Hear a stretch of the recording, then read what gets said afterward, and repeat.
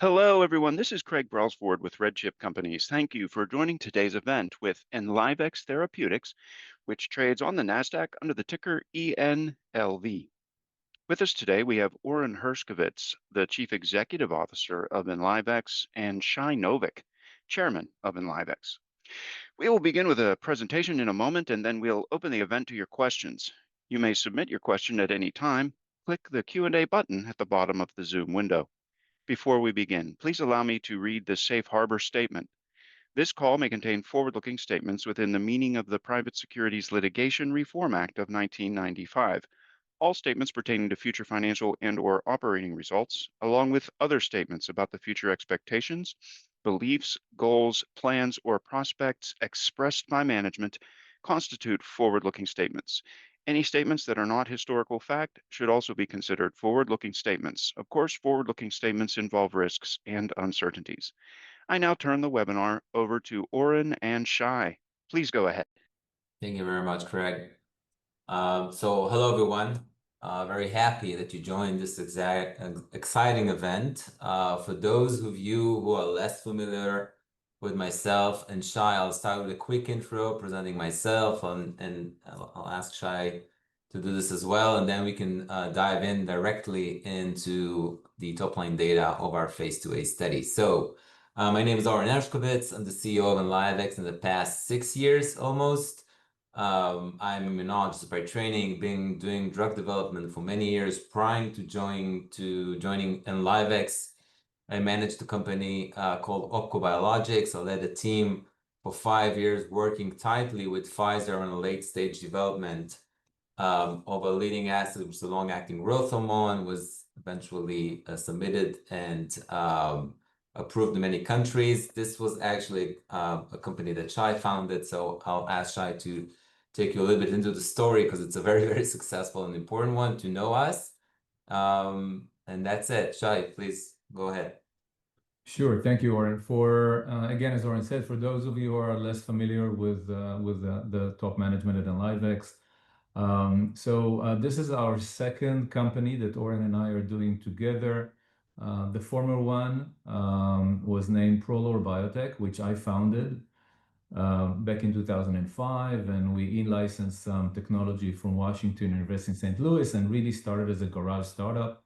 Took the company public on New York Stock Exchange in 2010, and then we sold the company in 2013 to OPKO Health. That was a $590 million transaction. At that time, OPKO asked us to stick around and run the company post-acquisition, which we did. And then we signed a partnership agreement with Pfizer for our lead product, which was post-Phase II asset. We received at that time $295 million, just the down payment. It was a very substantial deal. And Pfizer continued with the clinical development with the help of Oren and the team at what became OPKO Biologics. As Oren said, we're very pleased to just report historically that the product that we developed is now called Ngenla by Pfizer, has been approved in more than 43 countries, including the big markets, Japan, all over Europe, and the United States last year as well. I then co-founded Enlivex, and once I did that, I asked Oren to later on to join as CEO, and kind of the rest is history. So I think this is fine just for reintroducing ourselves to you guys, and we want to share with you today something that is very exciting to us, at least, and we've been waiting for a long time for this to show the potential effect of our drug Allocetra in a problem that has no real solutions and affects so many people in the United States and all over the world. So I'm going to hand over to Oren to take us through the presentation. I'm going to chime in every now and then with a few slides. Thank you, Oren. Thank you, Shai. Extremely excited here to present the top-line data from our Phase IIa study. As I said, we're going to go through the deck and go through the results, the exciting results. But we do want to, for those of you who are a little bit less familiar with the company, just a quick overview about Enlivex. And so stay with me patient for a second, and we'll get there to present the top line data in a few slides. So again, for those of you who are a little bit less familiar with Enlivex, quick overview about this very unique company. We're a clinically staged company focused on really a completely novel approach to treat inflammatory diseases, which is modulation or reprogramming of unique immune cells called macrophages. Those cells are involved in many inflammatory diseases. And using our platform, we know how to affect their activity. So to the best of our knowledge, no other company is using similar approach as we do, targeting those cells. So this is really a completely new modality. We're using this approach to target substantial markets with defined as unmet medical condition, such as osteoarthritis, and we'll get to that in a second. But it's a very good example. Besides the fact that we're very unique in our modality, what makes this cell platform very, very, very unique is the fact that it's really cost effective in a way that is completely different from any other cell therapies out there. This means that it's what we call off-the-shelf drug, and it's a very, very cost effective because we have a very simple manufacturing process, very simple to produce these cells. And eventually, if we're talking about osteoarthritis, our projection, it will be in terms of pricing completely competitive to drugs that are out there that are being used, although not very effective, will be very competitive in pricing as well. And this is a very important factor. So that's a quick overview about the modality, the cell platform that we're using. As Shai said, Shai and myself this is our second round together. The founder of Enlivex, the scientific founder of Enlivex, Professor Mevorach, is a well-established scientist and a physician that developed the technology in the management of Enlivex. We also have Einat Galamidi, our CMO, who led the development of a cell therapy in a company called Gamida that was approved by the FDA. And what I'm trying to say here is that in the management of Enlivex, we have very seasoned management with a lot of experience from the business perspective and from development perspective, taking drugs all the way from preclinical to approval.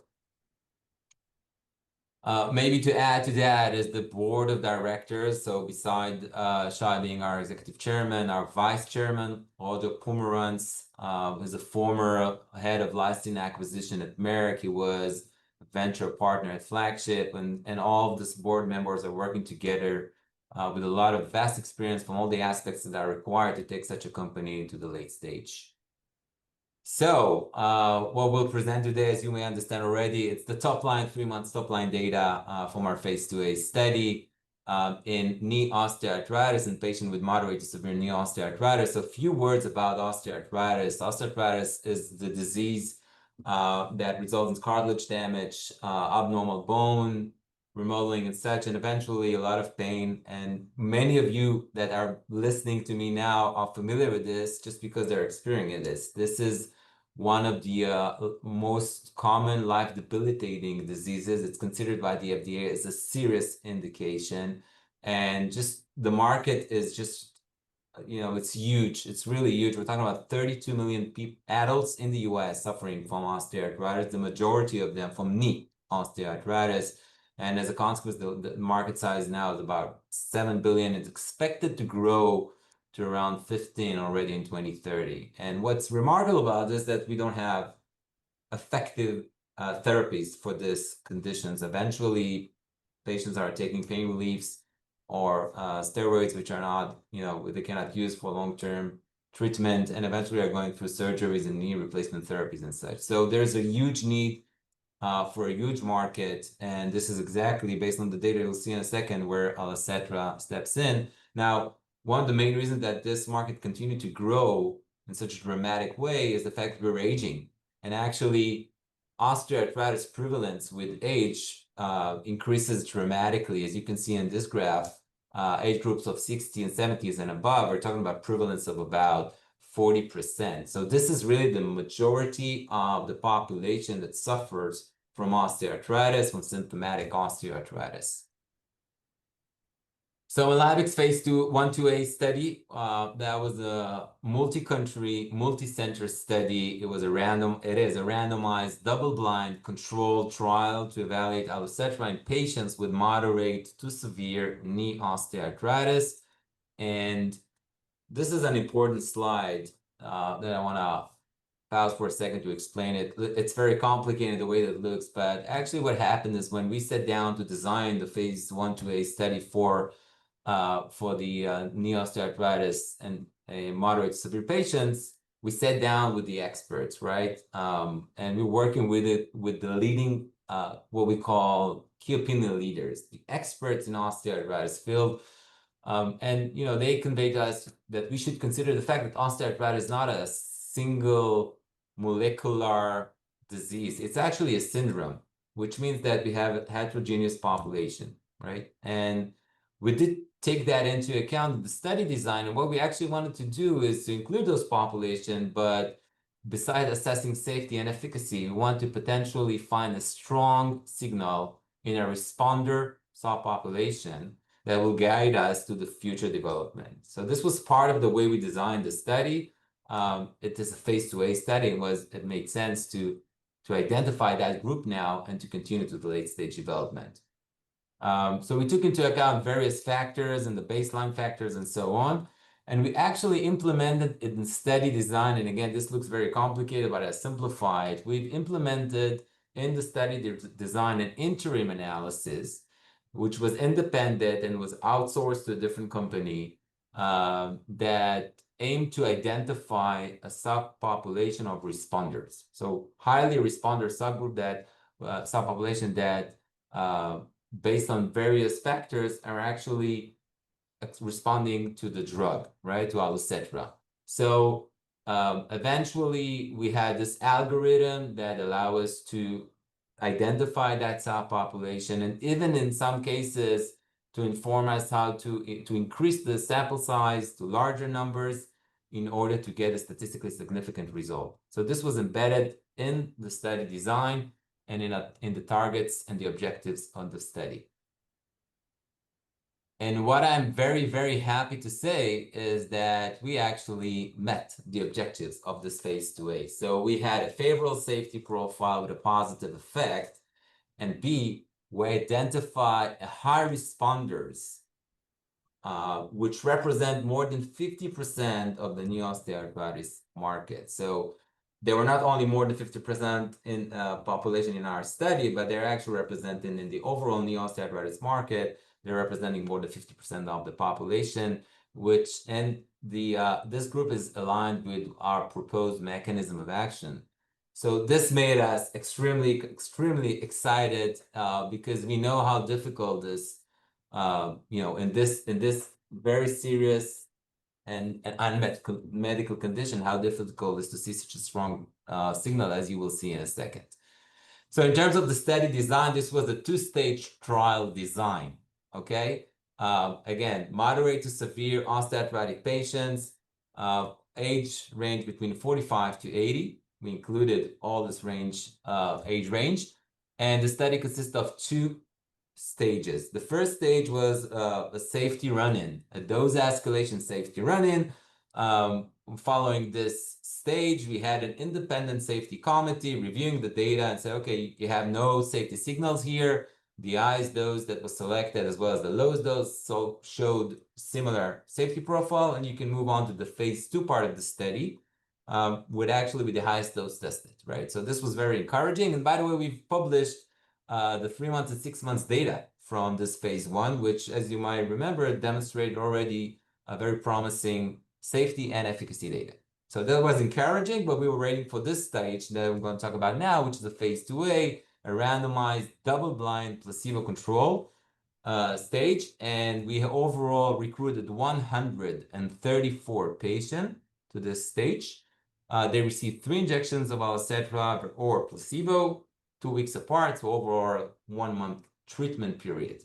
Now, the endpoints for this study were, this was a Phase IIa again, so the primary endpoint is safety, of course, but we had secondary endpoints that which were change in pain and change in function compared to baseline, right? And the time points that we evaluated were 3 months and 6 months, and overall for safety, even 12 months. The objectives here is, again, and I want to reiterate that message, were to assess safety and efficacy, and to see if we can see reduction, right, and in pain, increase in function, and reduction in stiffness of the knee. This was assessed using numerical grading questionnaire, and I'm going to use the term WOMAC a little bit throughout the presentation. So it's important to understand that WOMAC is a questionnaire, which is a validated endpoint for a phase 3 registry study. So actually, the endpoints in this study are aligned with the FDA expectation for endpoints for a phase 3 study. Now, this questionnaire assesses pain, function, and stiffness, the different subcategories in the assessment. So this is the demographics of the study. Overall, well-balanced between the Allocetra treated group and the placebo group across all the different parameters that you're seeing here, as well as age and any other parameters we evaluated, as you would expect in a study of this size. And before I'm presenting the actual results, we need to go through a medical definition, which is primary idiopathic OA and secondary OA. As you recall, I said we saw a responder subgroup, and this primary OA stands for the classical majority of osteoarthritis resulting from the wear and tear effects that happens to the joint, and it's associated with low-grade inflammation. It's age-related mostly, and we defined it in our study as above the age of 60. And also, the secondary osteoarthritis is all the rest. It could result from trauma, misalignment, and bad repair, and this type of events that usually starts at earlier ages and has a different immunological pathway than the primary idiopathic OA. And that's important. And we define that as age group of below the age of 60. So the top line 3 months data, and we're looking now at pain. And what we saw is 24% positive effect in WOMAC pain across the study patients, which you can see here on the left-hand side. But when you look at the primary osteoarthritis population above the age of 60, we're seeing a dramatic, substantial, statistically significant, and clinically meaningful effect already now in this phase 2a study. So you can see the change from baseline at Allocetra group versus the placebo group.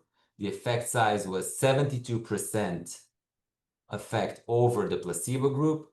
And again, it was highly statistically significant, as reflected here in what we call the p-value. So overall, we had more than 54% of the subject in this category, right? So that's the majority of the patients in the study, responding very highly in terms of the effect size, in terms of the statistically significant effect, in an endpoint which will be eventually our phase 3 endpoints. So already in this subgroup, in this population here, we're seeing a dramatic effect. And, I think you can see how excited we are about this results. So just to continue, what we saw is this was a clinically meaningful, a statistically significant effect, not just in the pain change from baseline, but actually across all the efficacy endpoints we evaluated in the study in primary osteoarthritis patients. So you can see here on the left-hand side, we're seeing the phase 3 primary endpoint. So change in pain, using again the WOMAC, change in pain or change in pain and function. In both of those endpoints, the one that I show you now with 72% effect size over placebo, when you look at the pain and function, which again are phase 3 endpoints, we saw almost 100% effect. And what you're seeing here is that across all of those endpoints, we saw a highly statistically significant effect. Now, in terms of the absolute change, this is aligned with what we taught and reported in our previous phase 1, in our previous reporting regarding the phase 1 part of the study. We're seeing 50% reduction almost in all of those endpoints. And the last slide here, the last column of the slide, sorry, is what is the magnitude of the effect over what FDA expects for a phase 3 endpoint. So what's the minimal effect size that the FDA expects versus what we're seeing? And we're seeing something like 90% more effect already now in a phase 3 endpoint. So we're totally excited. We really met the objectives here as we were planning to. And maybe, Shah, you want to take us through the next 2 or 3 slides because I want you to share the same with the listeners. Thanks, Oren.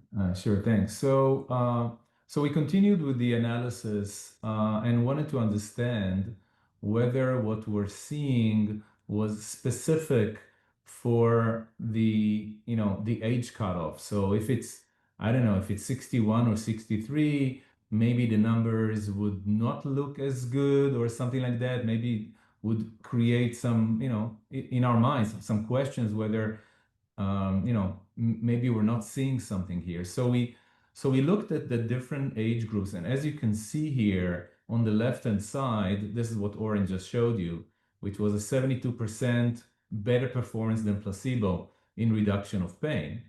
In the middle, the cutoff is the age of 63 and above. There, in that group, the pain reduction is already 183% better than placebo. And the statistical significance is still, even though initially it was very strong, gets even stronger. And then when you get to the age of 65 and above, you can see that the effect above placebo is 217% reduction in pain.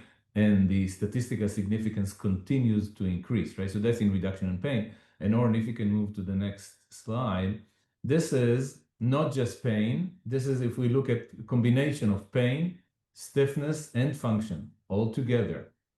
And you can see on the left-hand side that there is a 90, if the age of 60 and above, that primary osteoarthritis group, you see 92% highly statistically significant difference between the placebo and the Allocetra group. When we move to 63 and above, it grows to 237% difference better, even better statistical significance. And then if you do 65 and above, you get 350% better in terms of improvement in the knee with, again, better statistical significance. So, or if you can move to the next slide, I think this is the one slide that I personally, this is my most favorite slide of this presentation of the data. It's a little complicated, so I'm just gonna spend a minute on it. On the y-axis, we see the excess reduction in 2 phase 3 endpoints that the FDA would like to see: pain reduction and pain and function. Okay, improvement in pain and function. And you can see on the y-axis, you can see the excess reduction in pain and better improvement in function. Okay, so that's on the y-axis in the Allocetra group versus the placebo group. On the x-axis, you see just cutoff, the age of 60 and above, 61 and above, 62, 63, 64, 65 and above. And what you see here, you see very clear demonstration of clinically meaningful, statistically significant, substantial effect size, much, multiples better than placebo.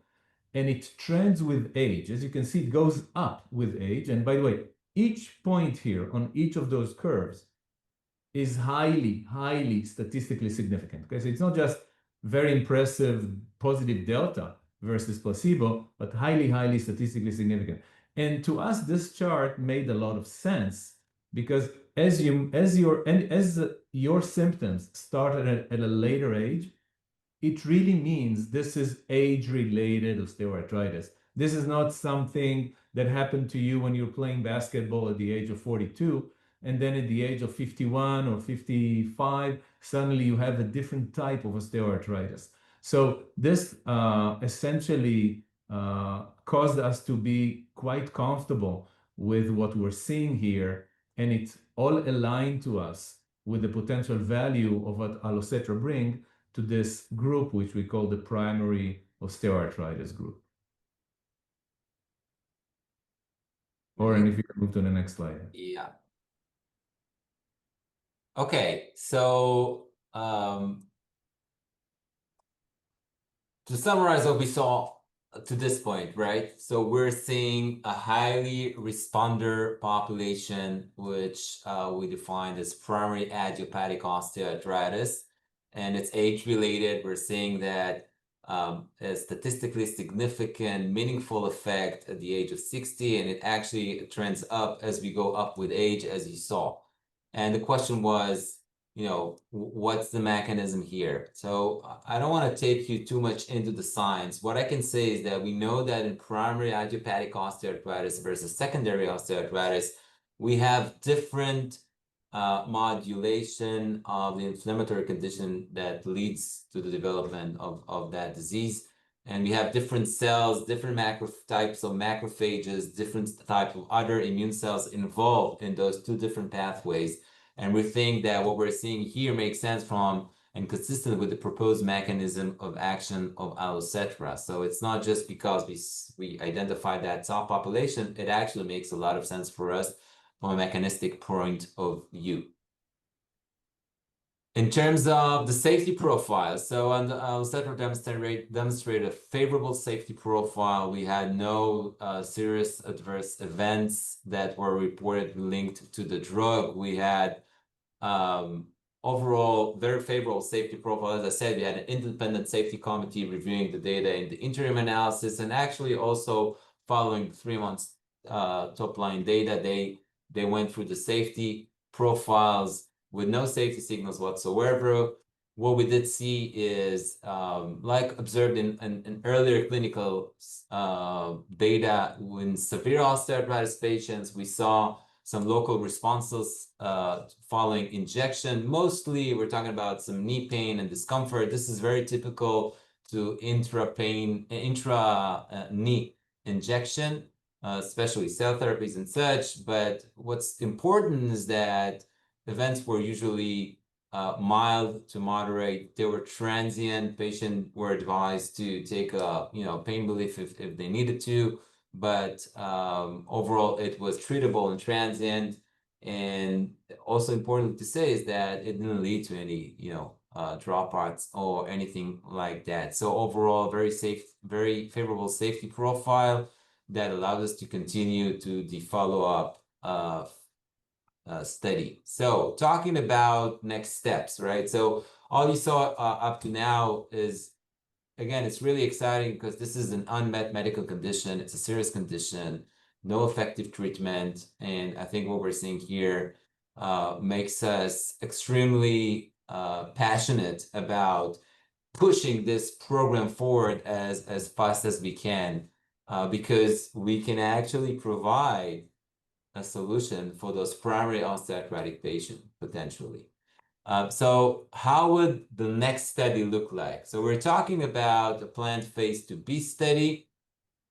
Obviously, it will be a randomized, double-blind, placebo-controlled, multi-country study. And obviously, the focus at this study will be primary idiopathic osteoarthritis patients. So we're assuming age of 60 and 5 and above. And again, this is more than 50% of the total knee osteoarthritis patient, right? So if we're talking about 14 million, for instance, adults with knee osteoarthritis in the US, we're talking about more than 7 or 8 million patients just in the US, right? The study, the Phase IIb, will follow the same route of administration and dose regimen, which means 3 injections of Allocetra versus placebo every 2 weeks, 3 injections in total. We're assuming about 75 patients per arm. Again, we're not presenting this here, but we did what we call sample size calculation based on the data we currently have. And as you saw, we already have in the current study, statistically significant and meaningful effect. So 75 patients per arm is probably expected to provide a very meaningful and statistically significant outcome. The primary endpoints in this study will be 3-month change from baseline in WOMAC pain. I think by this time you understand what WOMAC is, the validated questionnaire, the phase 3 validated questionnaire, or a combination of WOMAC pain and WOMAC function. Both are FDA acceptable and expected endpoints.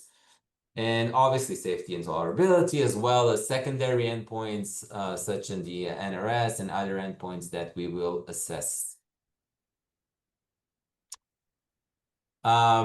So this is a kind of I guess a roadmap that presenting our short and long-term target milestones, and I'll walk you quickly through all of this. So we're expecting the 6 months readout from the current Phase IIa study around November. The Phase IIb, we do expect to have the regulatory approval the Q1, Q2, 26. And then the first patient dose, Q2, Q3, 26. And then we'll have the Phase IIa 12 months readout. As I told you, we're doing a safety follow-up and additional assessments, and that's expected at Q3 2026. We're expecting to complete enrollment beginning of 27, and the 3 months top line data coming at Q2 27, and the 6 months top line data at Q3 27. Now, we're planning to initiate, now that we have this exciting data, we're planning to initiate, or even to take it one step further, our potential collaboration and with partners. So we're initiating partnership discussions, and we think for us this is very similar to the point where we were at Prolor, as Shai shared with you before. We had a Phase 2 data, and which allowed us to go, based on a randomized control study, allowed us to go to an in-depth discussions with potential partners, and that's exactly what we're planning to do with this data. Oren, maybe I can Sure, go ahead. just another word on this. All of you who are on this webinar are probably veteran investors in small cap and in pharma and biotech, and you kind of you all know that sometimes there is a delta between data that Wall Street reads data, and how pharma, larger companies read data. And we are quite pleased. It's our opinion and our belief that we will have, I think, a lot of interest to listen to the story and go deep into this data. This data, we think, is of very high quality. Okay, so if you look at the classical product development framework, I think that we are in a very good position to demonstrate the potential value to the very specific population that represents more than 50% of the total market, which is a huge market on its own with an unmet medical need. And Oren's going to show you momentarily why we're also very excited about the cost element of our product. So maybe, Oren, you can skip to that. Yeah. Sure. So to summarize what we saw from the 3 months top line data, study objectives were met. Allocetra demonstrated a favorable safety profile, and no related SAEs available, as we discussed. We saw a 72% average positive effect in pain reduction and almost 100% in increased function, which are all Phase 3 endpoints, clinically meaningful with high statistical significance of intended Phase 3 endpoints, in the planned Phase 3 population. As well as across all other secondary endpoints, we had a positive effect that exceeds what we believe to be the FDA minimal threshold by more than 65%. Robust and consistent effect aligned with our proposed mechanism of action of the drug. And just to emphasize again, osteoarthritis is a growing market with significant potential unmet medical condition, with primary osteoarthritis responders representing more than 50% of the 7 billion market today. And again, it's expected substantially to grow. And as I started, we have a very simple manufacturing process, which is highly attractive in terms of the total cost of goods, right? So the pricing of the drug, we estimate to be around $450 on average for the complete treatment, allowing us to be very competitive in pricing, which will be well within, what's currently out there. And it's not recommended by, organization and guidelines that guide the treatment of osteoarthritis. Nevertheless, what we're facing here today is that, orthopedics have no other alternatives. So they do treat patients with several like non-officially recommended drugs, and we will be competitive completely to those high-end solutions, but as you saw today, with much more effective treatment and safe. So based on that, we believe that Allocetra has the strong potential to become the therapy of choice for primary osteoarthritis, knee osteoarthritis patient. And with that, we'll conclude the presentation. Excellent. Thank you very much, gentlemen. For more information on Enlivex Therapeutics, reach us at 1-800-REDCHIP or email us at enlv@redchip.com. Please visit the information page created by RedChip for Enlivex. It's enlvinfo.com. There you can view and download the investor presentation and fact sheet and sign up for news alerts on Enlivex. RedChip is excited to announce the launch of RedChat, our advanced AI assistant designed to empower investors with instant in-depth insights on 4,000 small cap and microcap stocks. Try it now on enlvinfo.com or go to red.chat. Watch Small Stocks, Big Money, RedChip's program featuring exciting small cap companies every Saturday night at 7 p.m. Eastern on Bloomberg USA. And finally, join RedChip's next webinar with ASP Isotopes on Thursday, August 21st at 4:15 p.m. U.S. Eastern. Register for all RedChip webinars at redchip.com/events. Thanks again to our many participants today, and thank you, Oren and Thank you very much. Thank you very much. Thank you, everybody, for listening. And again, appreciate your time. Thank you.